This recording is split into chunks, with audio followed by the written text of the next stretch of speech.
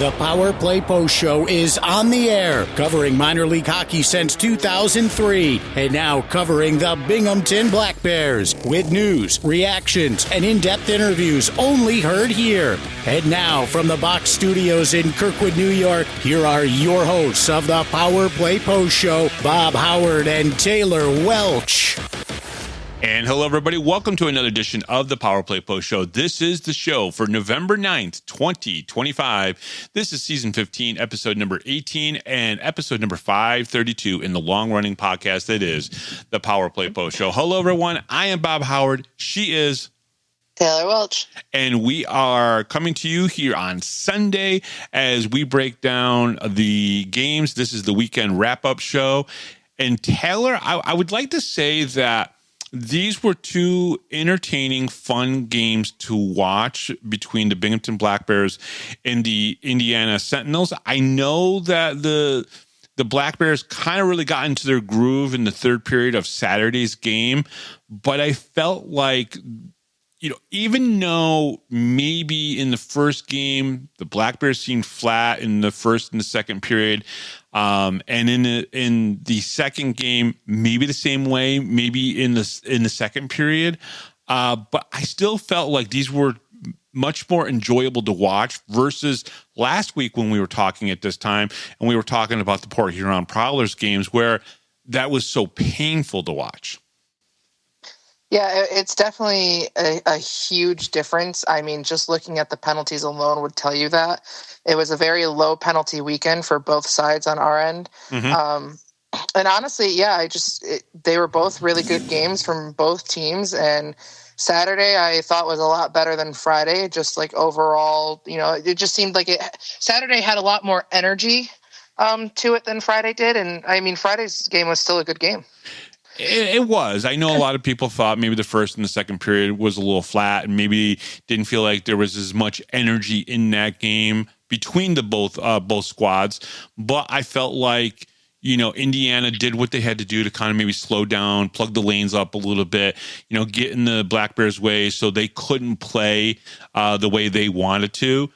But what it really did was it got the games to be a little bit more of what Everett Thompson wanted them to be, which is his team playing a little bit better defense and let everything else go as it happens. Unfortunately for them, a 4-1 loss on Friday and then a 6-1 loss on Saturday.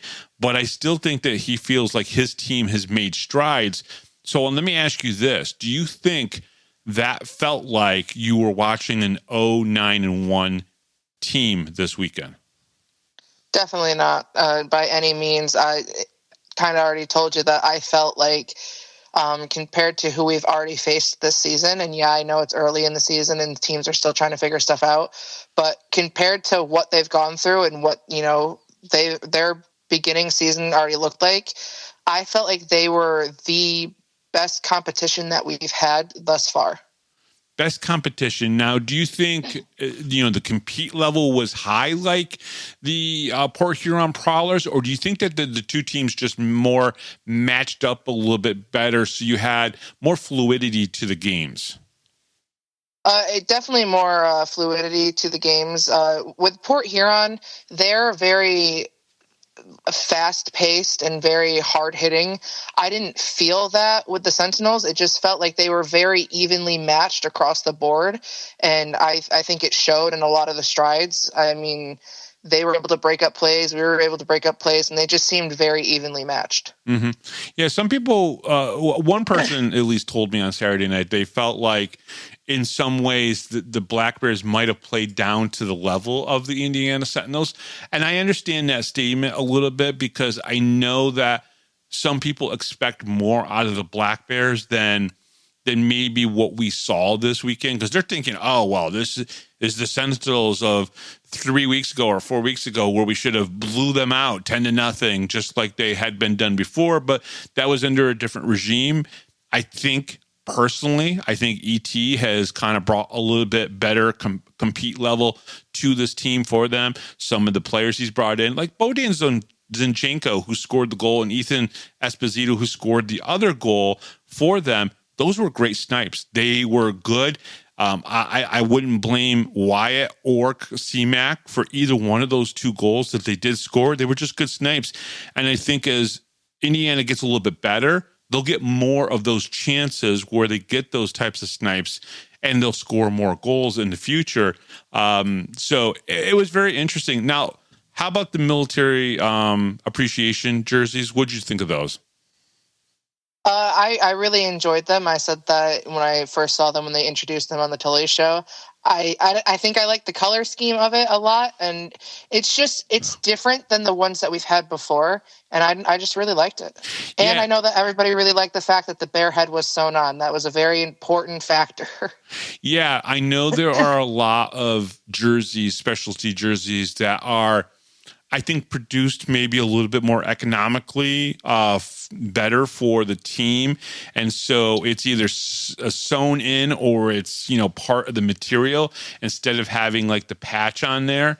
One of the things that I liked about it is I love the American flag, so I don't want people to take this the wrong way. But sometimes when people design jerseys for like not 4th of July, but any of the holidays where you're celebrating, basically, the flag and military and things of that nature, sometimes you're using the stripes and the stars a little too liberally, I guess, and it just looks tacky sometimes. These did not. You had the red, the white, and the blue in there.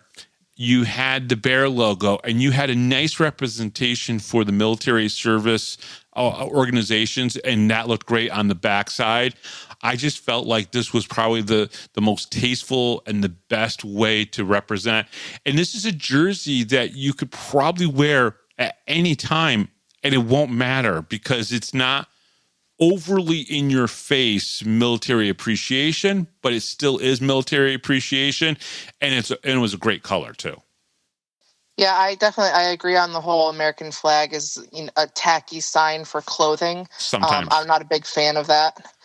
Usually at any point in clothing anyways, I'm not a big fan of just the American flag colors. I don't know.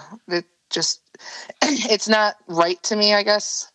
But I did really enjoy the jerseys. I thought they looked very nice, and I really did enjoy the patches on the bottom and the V shape they kind of made. Yeah. I thought that was a really good touch. But yeah, I think they're probably one of my favorites so far, and I didn't even get one. Yeah.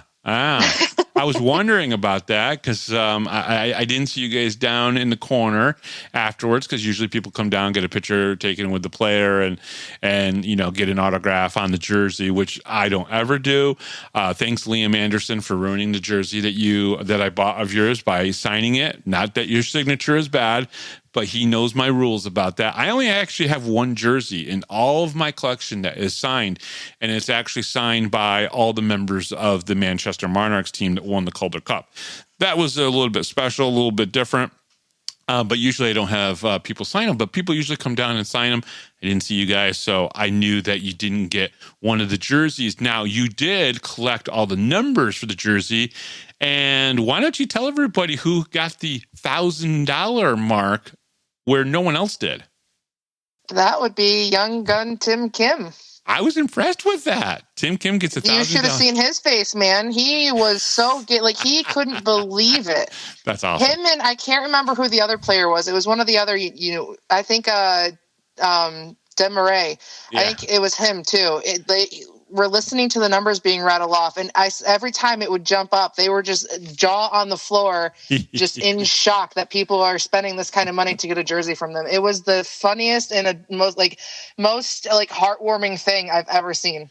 Now, I thought these were moderately priced for usually the first one, which is usually the military appreciation for Veterans Day. Usually that's the first one, and a lot of times the numbers go crazy, right? Like Aggie's gone over 1,000, Tyson Kirkby has gone over 1,000. Now, of course, Tyson didn't play, so maybe that played a factor into it a little bit. I guess, but I think that fans were maybe a little bit more conservative on their bidding of these jerseys, and I think they're great. I think they're, again, we've already mentioned this, probably the best military appreciation jerseys the Black Bears have done. Shout out to EJ. I know you're listening. You're probably just hitting that New York border right now with the podcast on, or maybe not. Maybe you're still deeper in Pennsylvania as you're getting up here listening to this. But and always, EJ, thank you for listening. But it really was, when you got down close and you got to see them in person, very good jerseys. And I know all the fans that got them did well. But I think the average price was around $700, $750, and they still raised, what, $15,000? Yeah, over 15 grand. But yeah, I was expecting to go into it because you had said it so many times that it was, it's one of the highest ranked nights for bidding. And I was expecting to jump in and the minimum, 800 for anybody, because that's a pretty fair statement, honestly. And they were kind of getting rattled off. And I was like, wow, they're, for the most part, we're staying under 1,000, which isn't really common. They're usually, you got, one or two guys that are under 1,000 and everybody else is at least 1,000 or more, it seems like.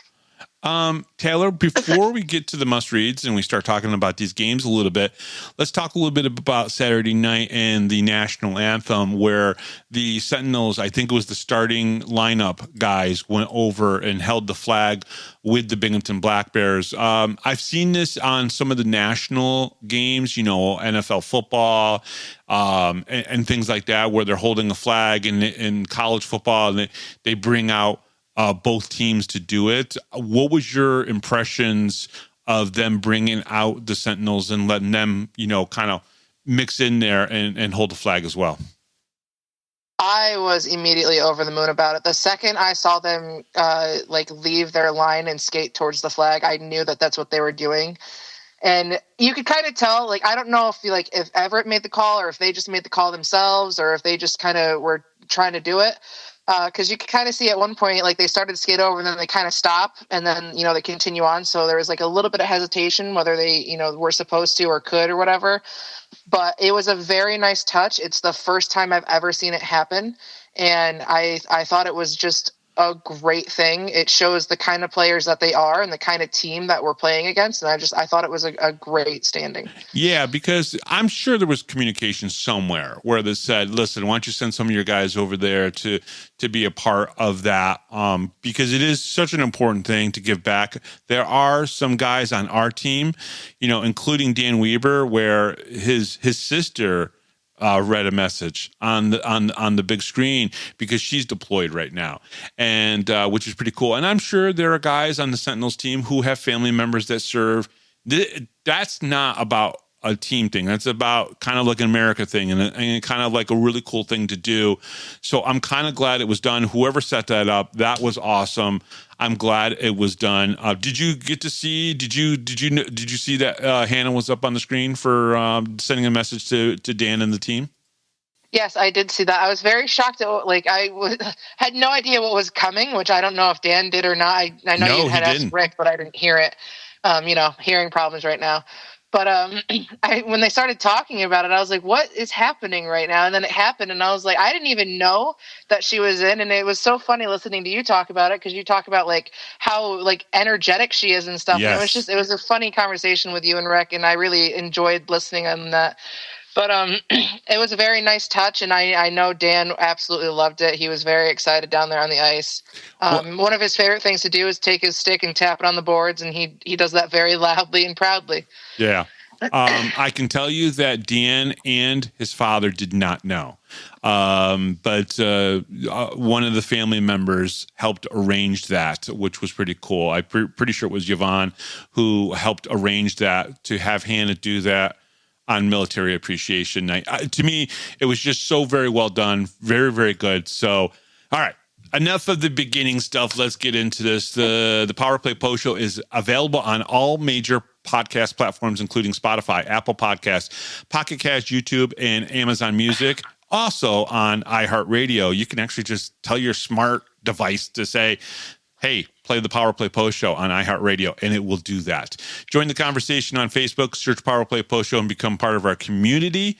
Looking for everything Binghamton Hockey, visit binghamtonhockey.net, your go-to source for stats, history, and all things Binghamton Hockey. Coming up on this edition of the Power Play Post Show, I had a small chat I talked to him for about 35, almost 40 minutes until the arena was trying to kick him out because a youth team was trying to take over the locker room.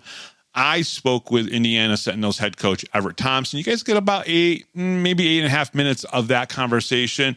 I just wanted to touch base with him. He's a guy who I've had on the show here when he was the head coach of the Baton Rouge Zydeco.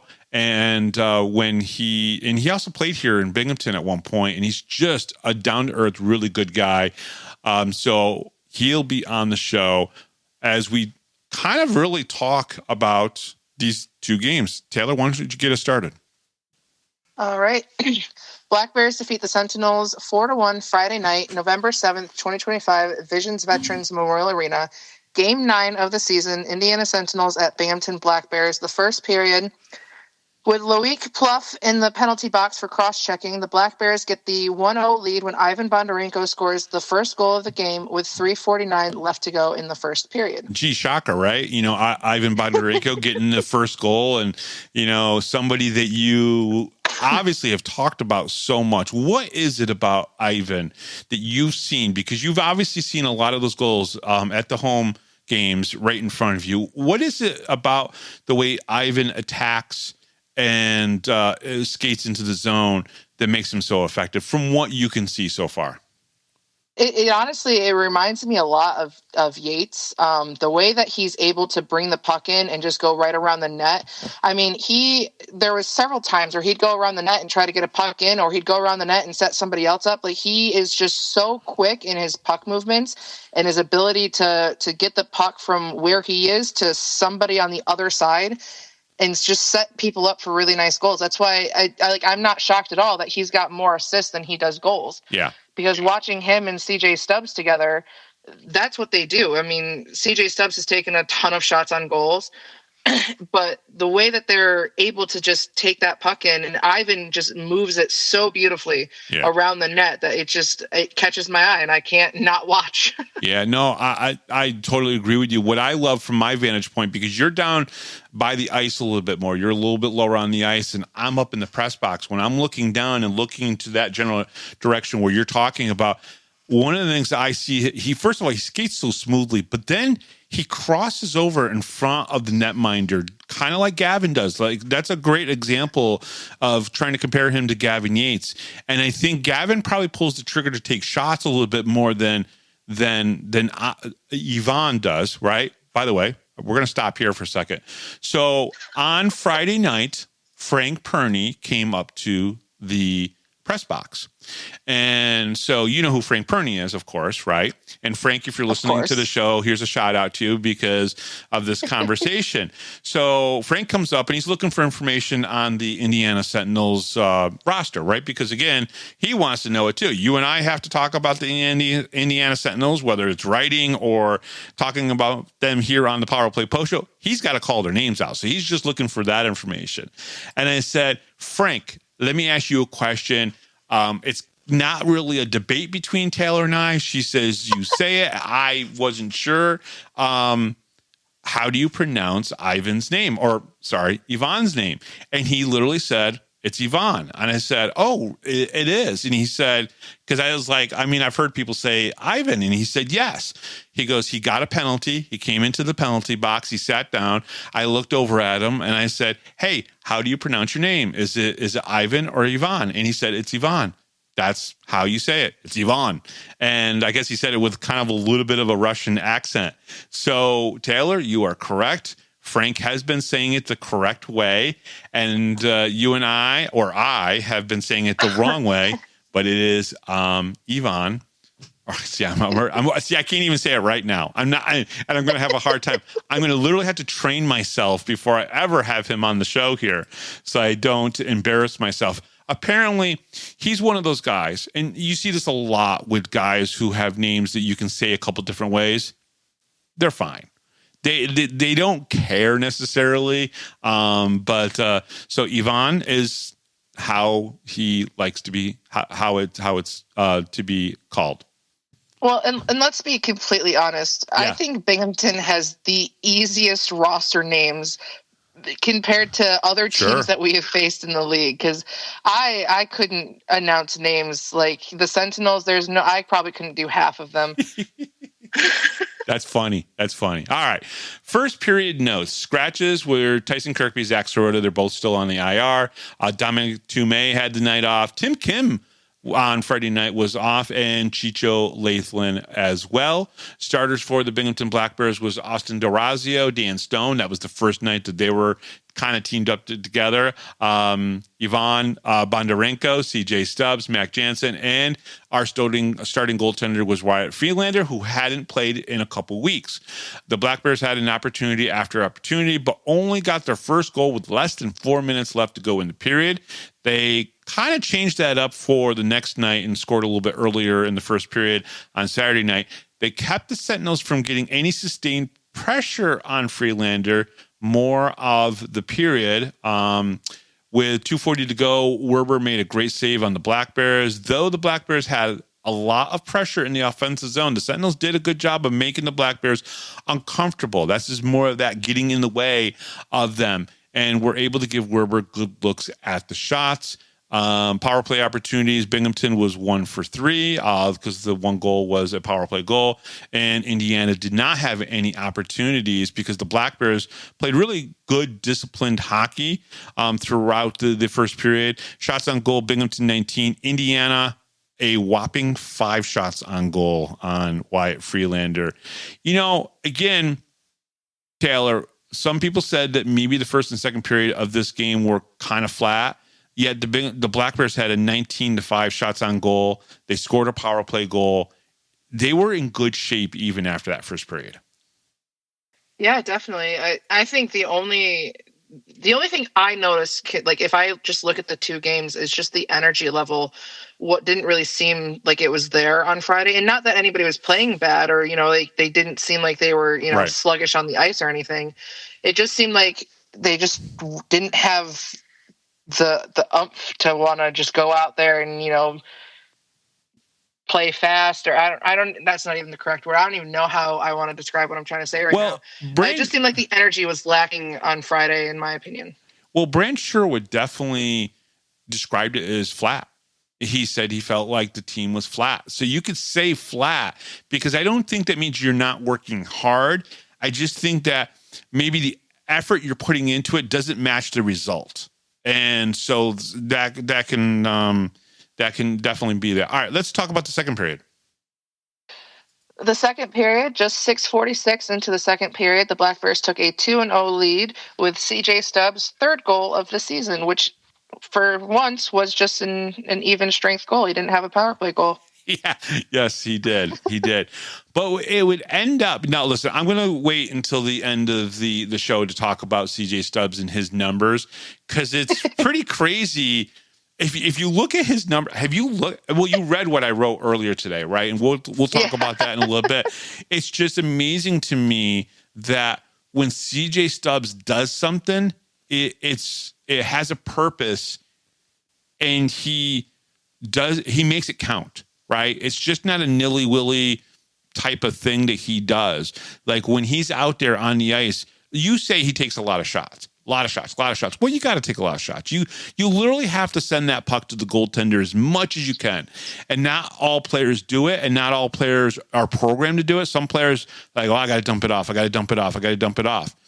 But when Ivan Bonarenko dumps it off or CJ Stubbs dumps it off, guess what happens? Someone's scoring a goal. So they're getting those assists because they have done this so long, they know who to get it to, which is pretty cool. So, but yeah, we'll talk about CJ Stubbs' numbers at the end of the show. The Black Bears at least scored earlier in the middle frame than they did in the first period, but they were missing on opportunities. I think we can all agree they were missing on opportunities in the first 40 minutes of this game. Not much to say about this period. One power play chance for the Black Bears in which they did not convert on. It is impressive that the Black Bears have not had a penalty yet in the game. So they went 40 minutes, Taylor, without a penalty. That was pretty impressive, especially seeing that they were just coming off a game where they had, 17 penalties? They had 17 penalties in the first period. That was between both teams, but yeah.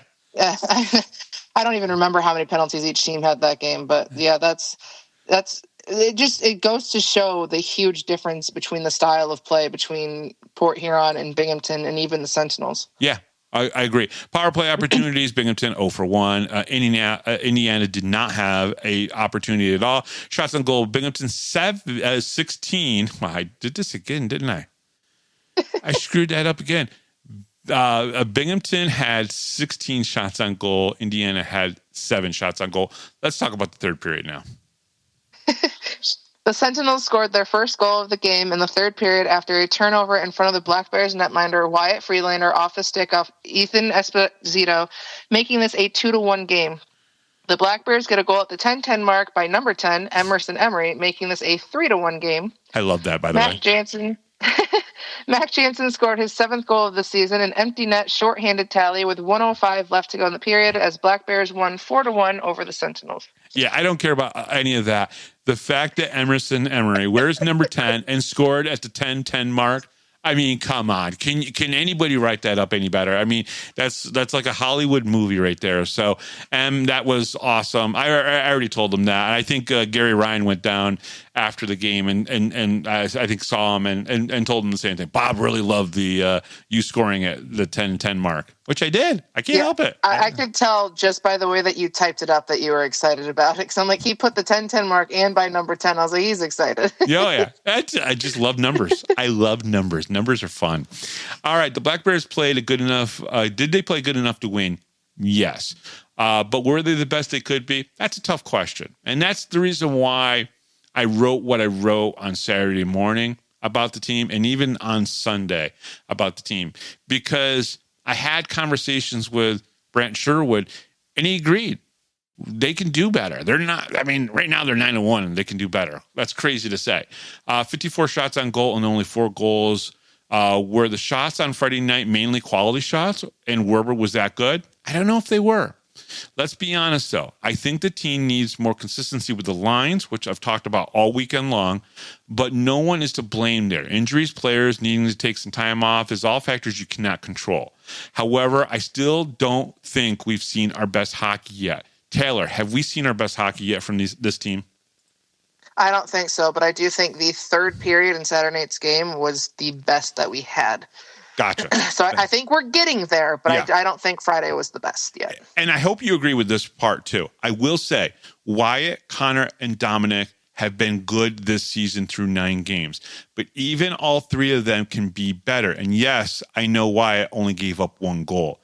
I think they could be a little bit better. And I know, and it's strange saying that. And again, I'm not knocking anybody. I just think that even our goaltenders who have been really good, and there's no blame on mainly any goals or even the 1 loss. I'm not going to blame you because you can't blame Connor McAnanima for the 2-1 loss, which turned into a 4-1 loss in Port Huron. That game was just crazy. And the last time he lost in Port Huron, it was an 8-6 game.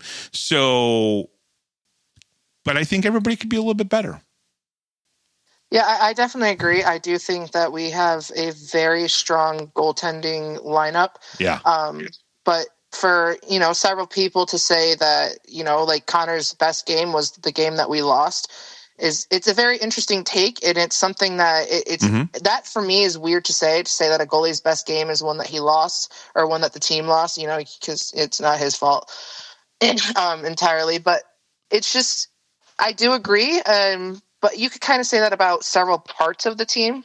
And, like the goaltending could be a little bit better. Yeah. The power play team, that could be better. So there's always different factors that I think, if you had everything perfect, it would be wonderful. But it's definitely going to take time to get there. And I think we're working towards that. Yeah. Which is crazy to say because they're 9-1. And I'm going to keep reminding people of that. They're 9-1. And anything that we're critiquing on isn't because we think, oh, they suck or they need to be better.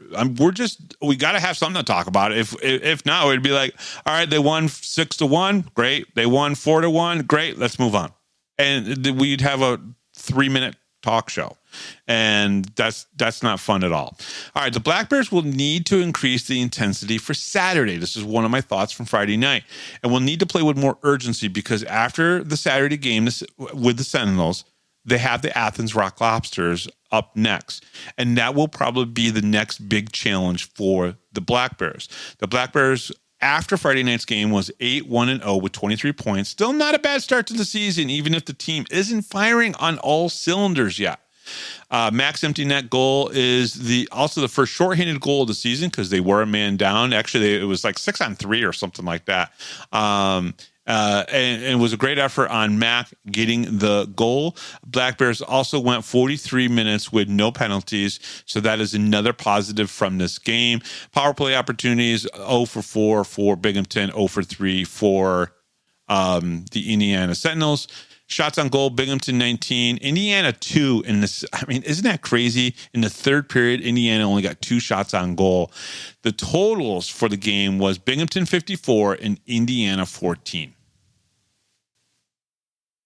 I think, honestly, the Indiana only getting 2 shots on goal in the third period, it says a lot of good things because our third period hasn't been the best.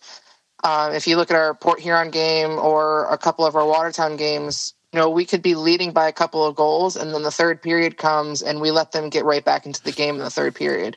So to see them kind of shut that down and only allow 2 goals, that's a huge positive. I think in the 10 games, I could probably point out maybe 2 third periods. So I disagree a little bit with you. I think in the third periods, I think we have been good. I think there's 2 third periods of the 10 games that I would say were really bad or kind of made me nervous, right? But I think because I mentioned it here on the show a couple weeks ago where I thought, man, the third periods have been our best periods. Because first, sometimes we're coming out and we're a little, we're either really, really good in the first period or we're kind of like flat. And then the second periods have all been kind of neutral, like not good, not bad, kind of in the middle. I think more of our third periods have been our best games to be able to shut people down. But I get what you're saying. There have been a couple third periods where we just have not looked our best and allowed teams to get kind of back into it, right? Yeah, and I mean, I don't disagree with what you're saying at all. I do think it was only, those 2 games that it happened in.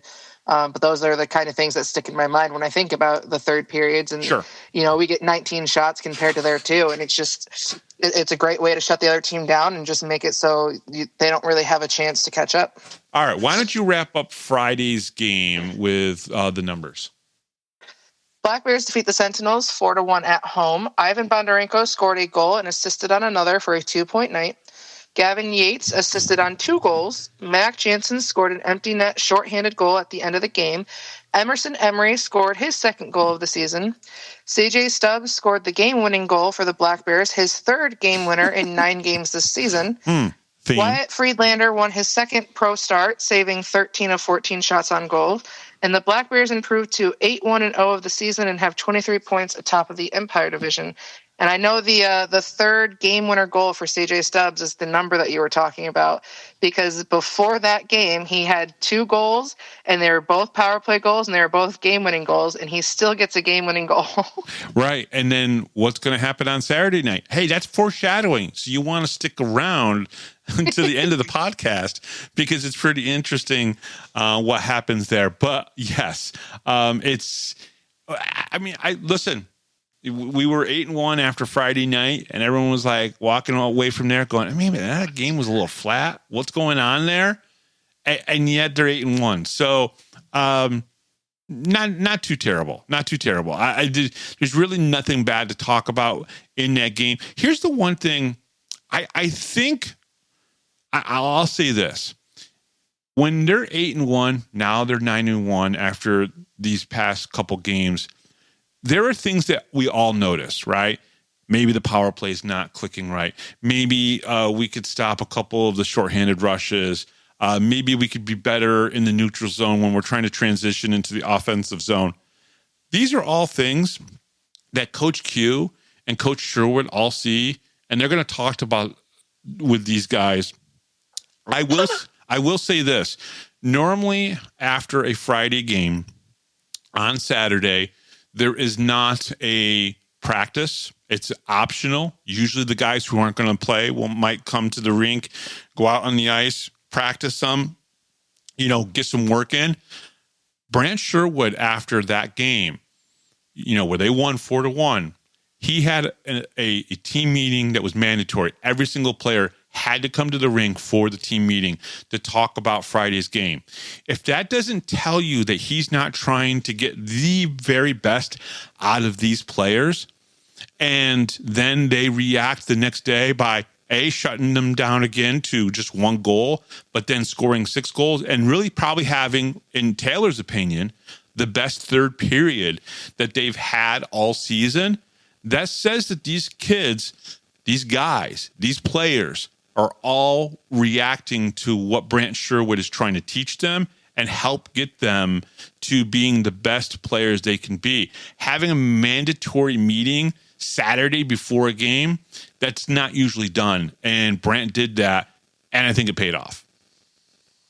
I mean, I found it interesting just in the sense of it kind of, part of you had to kind of wonder if, having a full-blown, meeting at the arena and a huge practice session where, it's just, you could come skate if you want to, but this time it was you had to, if it would make the guys any more tired or maybe, kind of worn out before the game started. And it seemed to have the opposite effect, in my opinion. Well, they didn't have to skate. But there was a meeting. So there was conversations being had.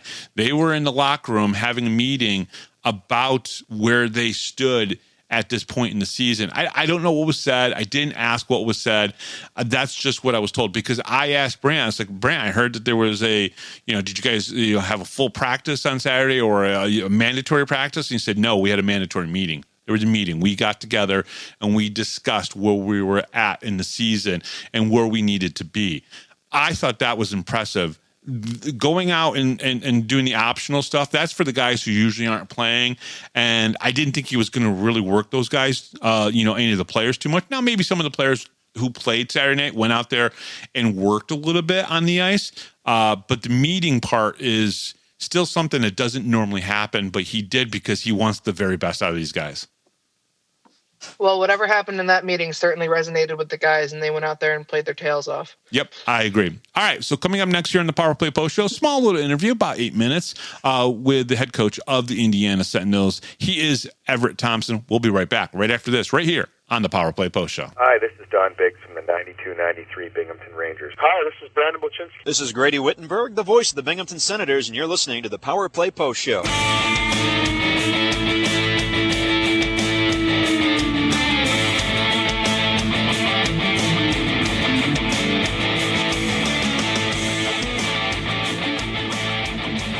Here is another Power Play Post Show interview exclusive with Bob Howard. And welcome back, everybody, to the Power Play Post Show. I am standing here with the head coach of the Indiana Sentinels. He's been on the show before. Wanted to put a face to the voice, as I said to him earlier in the week. He is Everett Thompson. Everett, welcome back to the show. It's good to talk to you, and it's good to see that you're back doing what you love, head coaching a young team, a young squad. Thank you very much for joining me today.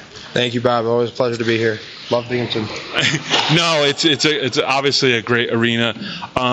So talk a little bit about the last couple of weeks. You come here, the team hadn't fared well on the ice, and you've started to change things. What was one of the first things you did when you got to Indiana? Yeah, obviously when you first step in town, you got to meet the guys that are here, right? I keep it short and sweet. I kind of do the same thing in Baton Rouge. You come in, have a general little team meeting. Hey, guys, we're making changes. Be at the rink in the morning. You'll notice them right away. Those types of things, I think action over words right away is one thing you have to do. What was one of the first things on ice that you started changing for them? I know you and I talked a little bit off air about practice and how things were done in practice. Can you tell some of the fans some of the things that you changed on ice for them practice-wise? So right away, I think at this level, it's details. You can do 100 different drills. I think it's the details within those drills that you have to be adamant on and you have to be really hard on them about. And that's one thing right away we got into. We're doing pretty simple drills here, drills every professional hockey team does, but at the same time, time, I think we're looking at the little details of them. Hey, if we make a mistake, we're going to stop, we're going to go over it, we're going to do it right. Everything's got to be done right in practice because it starts here, and the habits we build in practice goes right into a game. Talk a little bit about also the on-ice product, because you also changed some of the players out. You made some moves. You brought in some people that you probably trust and know. Can you talk a little bit about that process and how hard that is?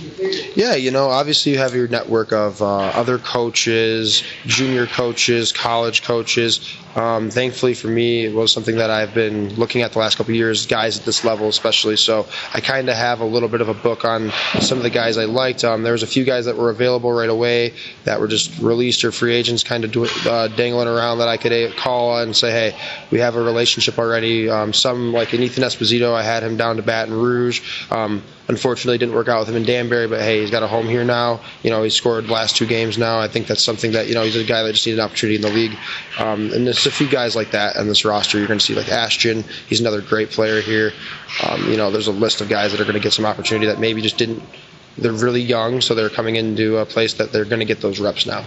What did you see change with your team? Because before you got here, 10-0, 9-1 kind of games, that type of stuff. What did you see? What have you seen differently in the games since you got here? Oh, defense first hockey. I think that's the biggest thing is the defensive structure. Obviously, it's not perfect yet. It's only the second week we're doing it. A lot of teams, they get 2-3 weeks of training camp. We're kind of in that second week of just learning it, right? So I think you have to take some perspective in that. But at the same time, it is those defensive details. I think hockey is a much more defensive game than people give it any credit for. Yeah, some of the goals or some of the games can get pretty high scoring if you don't play defense, and that's just proof in the pudding. So I think if you play hard defense, even against top teams in the league, you can put yourselves in positions.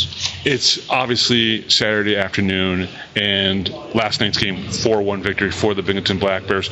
But your goaltender, John Weber, he saw 54 shots, fared very, very well. Can you talk a little bit about last night's game and what you thought of your team? Yeah, I think as a group, Fridays in this league, and I tell the guys at this level, away games are the hardest thing, especially you're getting off the bus in the morning, you probably didn't get a lot of sleep. You just want to put yourself in a position here to win games in the third period. I think if you look at it in hindsight, we sort of did that.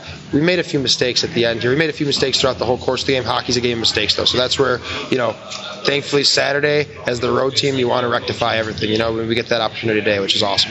But do you still feel like you guys shut down the Black Bears a little bit? Because, normally 54 shots could generate maybe 7 or 8 goals, but you guys limited them to 4 goals. When you give up 3, it's hard to say you shut them down. And when they did play so defensively, I don't like to use that word. I think we restricted some of the grade A's that they would have gotten against us if we hadn't played structured D. I still think there's a few breakdowns that we had that, I'm going to be honest, they're really good at generating offense. They're good at finding spots, especially in this arena on this ice. They know their rims plays. They know where to get to spots. Some of our guys, like I said, they're learning the D zone that we're learning. We're going over it. So there's going to be some breakdowns. I think our guys, the biggest thing was the effort level was very high. That's one thing I think we matched them at. I think the talent is always going to be, especially right now, Binghamton's going to be, they have light years of talent above almost anyone in this league, and it shows in some of the plays. But I think one thing we can do that we can effort them, and not saying they don't have a lot of effort or they don't play with effort. I think Binghamton obviously plays a lot of effort, championship team. But at the same time, I think you can match that, and that's one thing that just, you bring your work shovel to work, and you just, everyone at this level. I think Harry down in Carolina taught me a good lesson my first year. He said, at this level, everyone is strapping up their pants and pulling them up here. It doesn't matter who's playing. Everyone's competing here. So just always have that mentality here. If you're matching up and you're dressing in this night, you're able to compete and go compete. Will you be able to use video from this weekend to help your guys further their game and get better? 100%. Yeah, that's the best part about this league, especially, with here, all the angles, all the great video clips. How it's on YouTube, though, we can send clips to guys via Instat, YouTube. It's great how we can get some looks at some of these guys here. And like I said, a lot of guys are getting opportunities now. So, we can send clips to the SP. We can send clips to the East Coast League. They've got to do some more work here, obviously, right? We've got to get some more, just a little bit more crisp underneath our plays here. I think that's the word.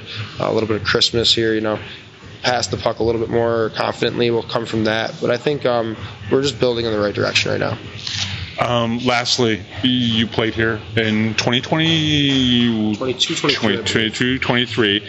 How comfortable are you in this arena? This is one of the, I think, the easier arenas to come in and get comfortable with quickly. How comfortable are you coming in, running a practice in here, and just being in this arena, even though you haven't been here in a few years? Yeah, no, this is definitely one of the buildings. It hasn't changed much, which is great. I think in about 50 years, trust me. And I think that's something said about these historic buildings, and I think this place has great history. If you look, I'm from an American League town, as you know, so yep. I love buildings like this that just have a lot of character.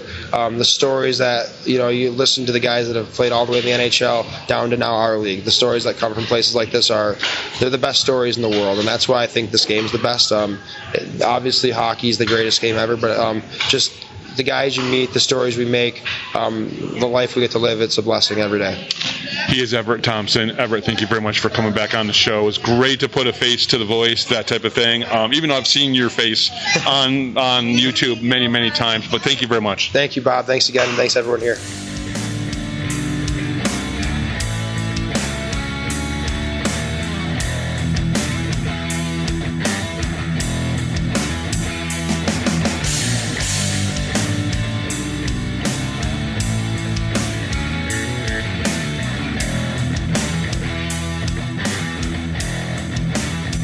If you're a Binghamton hockey fan, then you need to check out binghamtonhockey.net for all your news, stats, information, the Binghamton Hockey Hall of Fame, top 10 lists, profiles, and so much more. That's binghamtonhockey.net.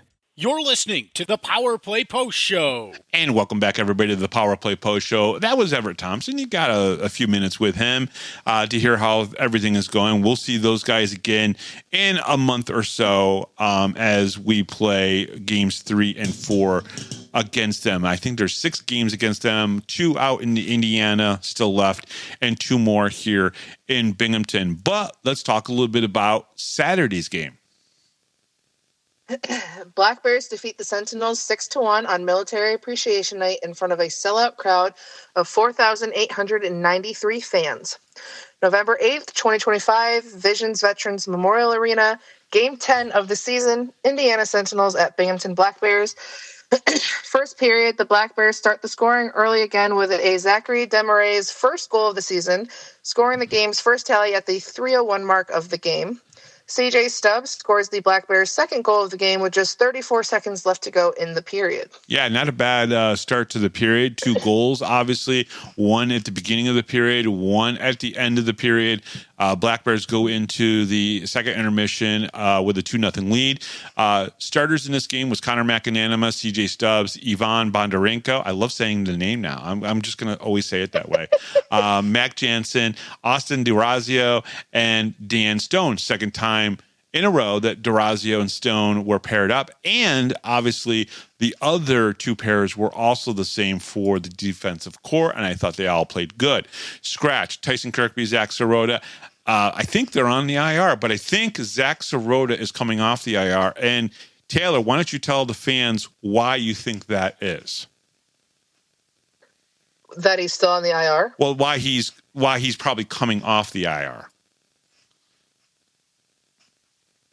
Because of the news that we saw today, which was that Matt Gilbert had been released. Oh, yeah, I wasn't surprised by that. We have been talking a lot about, we got 2 guys on the IR, but when they come off, somebody's got to be released. So yeah, somebody's been released. So somebody's probably coming off IR, and we know it's not Kirkby because he still has, I think, another week and a half left. At least, unless they extend it again, which I'm expecting that they will. So if Zach is coming off the IR and no one else is going to go on, that was probably the reason why Matt Gilbert was released, or at least that's what we saw this morning on the transactions page. So also scratched from Saturday's game, Wyatt Freelander. He was the goaltender sitting out. Chicho Lathan for the second night in a row. And then, of course, Matt Gilbert, who we just talked about. Connor McAnanima got the loudest pops as the players were being announced for the starters. I don't know if I've noticed that before. I don't know if that's the norm. Taylor, you're down there. Is that usually the norm? Does Connor usually get the loudest pop when they introduce the players? I mean, at least for me, I think I cheer the loudest for Connor. I think it is pretty normal. Okay. I mean, for any of the goaltenders, honestly, it's just kind of, I think it's the thing. The fans here really do love our goaltenders, let me tell you. Okay. It looked like the first goal was a shot from Cam Cervone. It looked like he celebrated. But when you go back and you watch it, because I did, it was a shot from the blue line from Cam Cervone, and it was Desmarais who was in front of the net and tapped in the goal for his first pro career goal. Let's see here. After taking an early lead in the game through 13 minutes, the first Black Bears have not generated many good scoring chances. It feels like a little bit like last night's game. At least that's what the first period kind of felt like to me a little bit. However, Werber had to make a few good key saves in the period just to keep it a 1-0 game. The game's first penalty was a slash by the Sentinels' Loic Plouffe at the 15:37 mark of the first period. The Sentinels' first penalty kill was very effective and saw the Black Bears C-Mac have to make a couple saves on the sequence. Sentinels were credited with 3 shorthanded chances on the goal. To the Black Bears 0.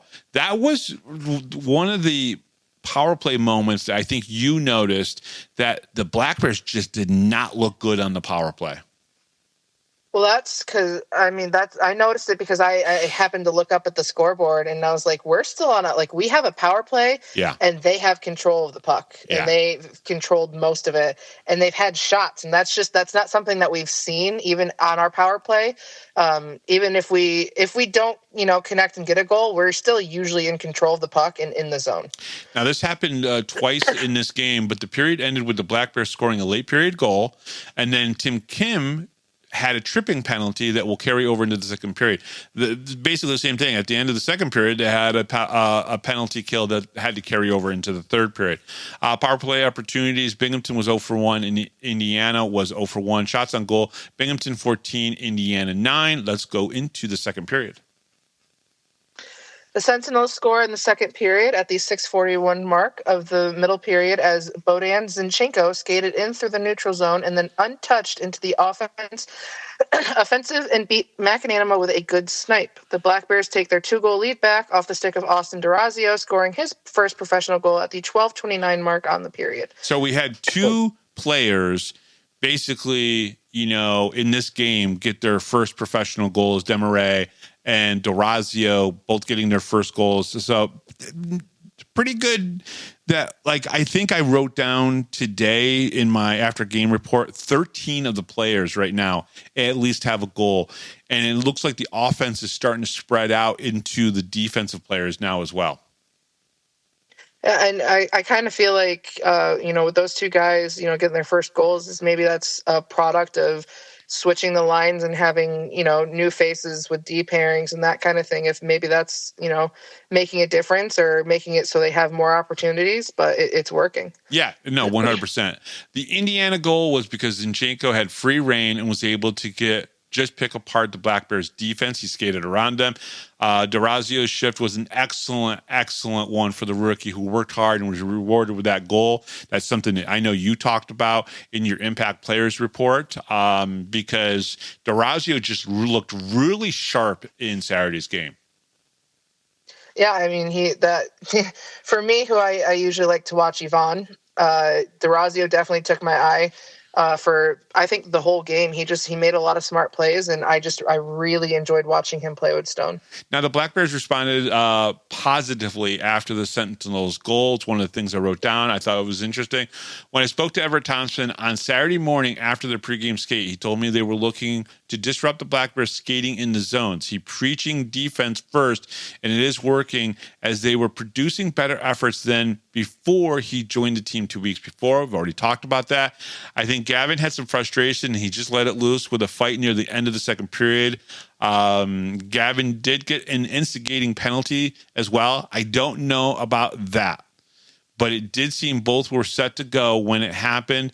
That one I call a bad call. In my opinion, I don't think he should have got the instigator on that one. Do you?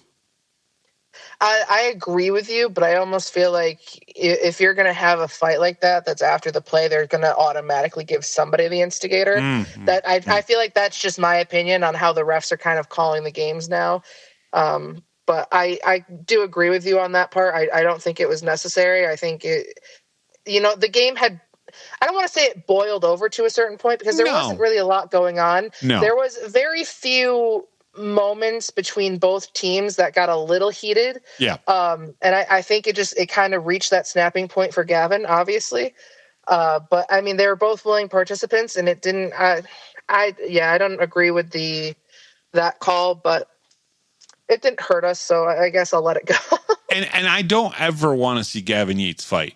I want his hands to be used for scoring goals or dumping it off to a player who's going to score a goal more than fights. But I think at that point, he just felt like, hey, if this guy's going to go with me, I'm going to go. And I thought it was a good fight. And I got to give the edge to Gavin a little bit. He really kind of controlled the pace of that fight. And I thought he did a pretty good job for a guy who doesn't fight often. Yeah, of the couple fights that I've seen Gavin in, he seems to... I almost told you that he seemed like he'd be the most interesting player on the team because I know we've had that question asked before. Yeah. About who's the most interesting guy in the locker room. And I almost told you after that fight that I feel like it would be Gavin just because of I don't know if it's just the way he carried himself on the ice after the fight or like that whole scenario. Cause it almost reminded me of Don. You know how Don's always got that grin on his face after he does something on the ice? That's what it reminded me of. And I thought it was funny. Well, whenever Gavin does fight, man, he comes out of the fight and he is trying to pump up the crowd. So when he fights, he's looking for a change in the game. He really is. He's looking to create that energy. So I understand why he did it. I don't ever want those hands to be punching somebody. That's just my opinion. All right, not a bad period for the Black Bears. The Sentinels had their moments, but the Black Bears kept a 2-0 lead, or the two-goal lead. The Sentinels will have 16 seconds of power play time to start the third period. Power play opportunities, Binghamton, it was 0 for 3. In Indiana, it was 0 for 1. Shots on goal, Binghamton 7, Indiana 9, Binghamton 23, and Indiana 16. But let's get into what we thought was probably the best period of the weekend. The third period, Gavin Yates, after a fight in the second period, scored the Black Bears' fourth goal of the game at the 9:28 mark of the final period, making this a 4-1 game. Mac Jansen made this a 5-1 game with 8:29 left to go in the period, scoring his 8th of the season. To top off all the scoring in the game, Gavin Yates scored his second goal of the game and his third of the period, of the third period, to put this game out of reach at 6-1 on the power play with 7:36 left to go in the game. Yeah, and there was a lot of energy in this period. I think that's one of the reasons why we liked it. And it wasn't just energy on the Black Bear side, it was energy on the Sentinel side, but not in a way where it became this penalty-filled period that you couldn't enjoy, correct? Yeah, definitely. The only thing that I was kind of hoping, not that I would ever wish, to take a goal away from a guy, but I was kind of hoping that Gavin Yates got an assist. You know what's funny is I was talking with a couple of the guys this morning at the rink. That conversation came up too. They were all like, yeah, we're like hoping for an assist for Gavin, throw some sort of phantom assist somewhere so you can have the Gordie Howe. Cause it's always fun to celebrate the Gordie Howe hat trick. It really is. Let's see here. All right. The Black Bears started off the third period with 10 straight shots on goal in the first 5 minutes of the period. The Sentinels could not get into the zone and put any pressure really on CMAC. Shots on goal through 7:30 of the period was 14-1 Black Bears. Actually, it was the 7:30 mark when the Sentinels got their first shot on goal, and the Black Bears already were dominating there. The Black Bears again owned a third period where they were rewarded for it with 3 goals, 2 from Gavin, 1 from Mac Jansen. There were players in this game to shout out. Austin Desario and Dan Weber on the blue line, getting involved in plays and coming away with 2 assists for Dan and a goal and an assist for Austin. Speaking of D-man, Dan Stone and Cam Cervone both had an assist each, and I think that this is important for the Black Bears to get production from its blue line. So I made a big point to kind of call that out in my notes because I truly believe that if this team is going to be as successful as Brant Sherwood wants it, he needs his D-men to be more involved in the offensive side, as well as being defensively minded as well. Yeah, I definitely agree. I think, the last, 10 games into the season and you've switched D pairings up a little bit here and there. I think this has honestly been our best one, and I think the numbers are showing for it. I mean, you've got a lot of D-men making moves and, getting points on the scoreboard, which isn't something you see a ton of, especially with our team. And just kind of, the power play. I don't know if it happened in Friday's game or if it happened late in Saturday's game. But you've noticed that there is, a D-man out there. Yeah, DeRazio. Instead of 5 forwards. Yeah.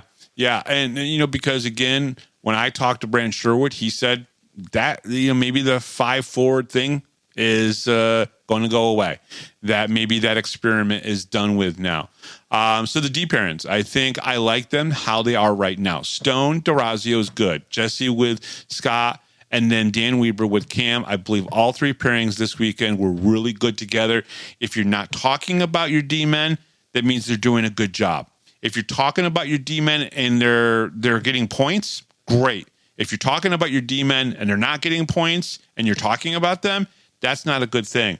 But I think so far, this weekend has proven that the right players were there. They just had to be put together with the right other person. Yeah, definitely. 13 players in this game registered at least 1 point. That's a good thing. I think that's the most this season so far, because more players are getting involved in the offense. So either an assist or, a goal or a goal and assist. The guys were definitely all involved in that game. The Black Bears had a great third period. Very nice to see both DeRazio and Desmarais score their first pro goals of their career, and it's in the 10th game of the season. That's perfect. Now the test of November, the Athens Rock Lobsters comes to the arena next Friday and Saturday. Power play opportunities: Binghamton 1 for 2, Indiana 0 for 0. Shots on goal: Binghamton 22, Indiana again 3. Now last on Friday night, Indiana only had 2 shots on goal in the third period. Saturday night, only 3 shots on goal. That's pretty impressive. Yeah, I did. I don't have another word to describe it other than impressive. I definitely agree. It really is. All right, so the total shots on goal, 45 for Binghamton, Indiana 19. Again, like you said, 90-plus shots. And, yeah, they got 10 goals. That's not terrible, but I think, probably Brant Sherwood thinks that they could probably score a few more goals than that. Well, if anything, we're making other teams' goalies' numbers look pretty decent, because that's a lot of shot on goals to take in 2 games. Yeah, 100% agree. All right, so let's wrap up the numbers on this one. Black Bears sweep Sentinels at home on Military Appreciation Night 6-1. CJ Stubbs scored his 4th goal of the season, and it was his 3rd game winner.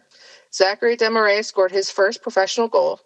Gavin Yates scored his 6th and 7th goals of the season for a 2-point night and has spirited fight in the second period. Austin DeRazio also scored his first professional goal and assisted on the Yates goal for a 2-point night. Dan Weber had 2 assists in the game for a 2-point night. Tim Kim had 2 assists in the game for a 2-point night. Matt Jansen scored a goal and had an assist for a 2-point night. Connor McAnanima saved 18 of 19 shots, winning his 5th game of the season and improving his record to 5-1. The Black Bears are now 9-1-0, have 26 points on the season, and still atop of the Empire Division. The Black Bears will now prepare for 2 games this upcoming weekend here at the arena as the number 1 team in the Continental Divisions, the Athens Rock Lobsters, travel north for a 2-game set. Okay, so I wrote that wrong with the CJ Stubbs thing. He has scored 4 goals now on the season. All 4 of his goals are the game winners. That's crazy. So in 10 games, he's got 4 goals. All 4 of them are the game winners. He has now scored 40% of our game-winning goals this season. That's insane. It's insane. And 2 of them were on the power play. right? We kind of already hinted towards that. That's how crazy his numbers are. But it really comes down to something that Brant Sherwood told me last year multiple times. We are lucky that we got him here. This is a player that is going to make an impact. And I know we talk about CJ Stubbs a lot, and we have talked about him a lot since you joined the show even, right? CJ Stubbs is an impact player. And I'm not trying to, there's no pun intended there. It's really just true. Yeah, definitely. I mean, we talked about him a ton last year. I mean, as soon as he joined, he was making a lot of smart moves. He seems to play very well on whatever line he's on, whether he was with, Tyson Kirkby and Don Alveri or Austin Thompson and Gavin Yates. And even this year, the line that he's on, he works very well with anybody. All right, so we're going to do a live score update, right? Because the Athens Rock Lobsters come to the arena this upcoming Friday and Saturday for the only 2 games of the season between the top 2 teams in the league.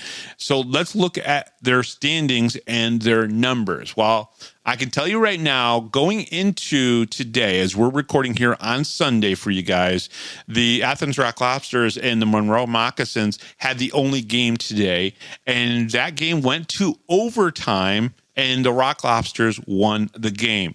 So they are now 8-0 on the season. Let me just check to see how many points that is for them. They're 8-0 because they've got 1 overtime win. They've got 7 regulation wins, so they have 23 points. So now coming into this upcoming weekend, the Binghamton Black Bears, who are 9-1, will face off against the 8-0 Athens Rock Lobsters. 26 points for the Black Bears, 23 points for the Rock Lobsters.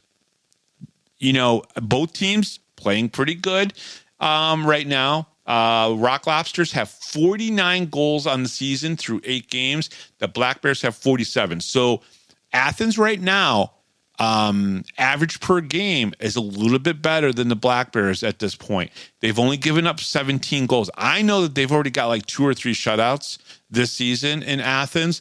They're a good team. They have the high-end skill. They can play some physical hockey, and they can also play run and gun like we can. So it'll be very interesting to see what happens when the 8-0 Rock Lobsters come after the Binghamton Black Bears up here in Binghamton. Yeah, it'll be definitely interesting compared to, we went from Port Huron to Indiana to now we're going to Rock Lobsters. And I'm kind of glad that it went that way and it wasn't like we played Indiana and then Port Huron and then had to play, Athens. I feel like that would be a little bit – I feel like the Port Huron game might have influenced some against Athens if they're – if they can keep up as well as – because I haven't paid any attention to the Athens games. I don't know how they play. I can't really comment on that, in my opinion. But I think the game against the Sentinels this weekend really showed that we're moving in the right direction, which it's still a crazy statement to say because of our record so far. But we're positively moving forward, and I think that's a great sign. Well, I can tell you right now, Garrett Milan, who was I think the MVP of the league last year, he's got 18 points, 8 goals, and 10 assists. They have 8 guys with double-digit points right now on this team. And a lot of the guys, there's only 2 guys that have 0 points on that team. So this is a team that has some skill. We'll talk a lot more about them this Thursday on the Power Play Post Show. It'll be interesting. Again, through 10 games, the Black Bears are 9-1. They have 26 points. They're doing phenomenal. I'm trying to think if there's anything else we need to bring up from this weekend. We talked about Gavin Yates and the 2 goals. Obviously, the fight on Saturday. The military appreciation jerseys went over well. So that was pretty good. There were a lot of family for the players here. I know Wyatt Freelander's mom was here, Trisha. So if you're listening to the show, Trisha, next time you come in, make sure you come up and say hello to Taylor and I, the voices, as she calls us, which I thought was pretty interesting. I did see Wyatt down in the corner, and he said, I went up looking for you, but I didn't see you, and I was probably taking pictures somewhere or doing something to that effect. So I apologize to him. But there was a lot of family here this weekend. I know the Weibers came in, and they came in with a big crowd of people. One of the Weiber family clan was out on the Zambonis. McAnanimas were here for the weekend, which was nice, and a lot of other family members were here as well. So pretty cool weekend for the Black Bears. And I don't know, did I touch upon everything? Yeah, as far as I know, yeah. Okay, awesome. All right. And you know what? And maybe someday I'm going to run you through the 6 more questions with, right? Seeing that you were talking about Gavin Yates possibly being the most interesting guy in the locker room. So, well, the way he carried himself on the ice, it made me think of it, because I know we've kind of had a conversation about it. Mm-hmm. And I truly think that I could change my mind and say that it's Gavin. That's totally fair. All right. The Power Play Post is available on all major podcast platforms, including Spotify, Apple Podcasts, Pocket Cast, YouTube, Amazon Music, and iHeartRadio. Just search Power Play Post Show on your favorite app, and don't forget to subscribe. Join the conversation on Facebook. Search for Power Play Post Show and become part of our community. Looking for everything Binghamton Hockey? Visit binghamtonhockey.net.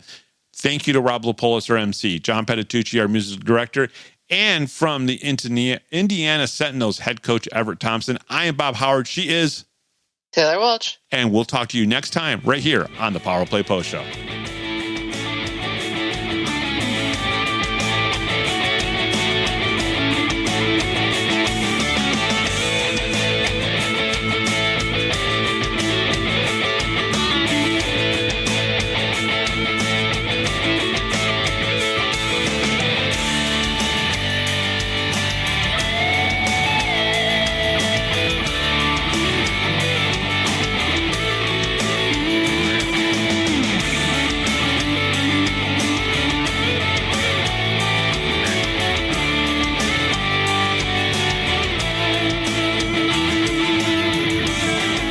Thanks for listening to this edition of the Power Play Post Show. Be sure to tune in next week to the Box Studios Radio Network for all the latest Black Bears news and interviews from around minor league hockey. The Power Play Post Show would like to thank John Patitucci for all the music you hear on the show. You've been listening to the Power Play Post Show.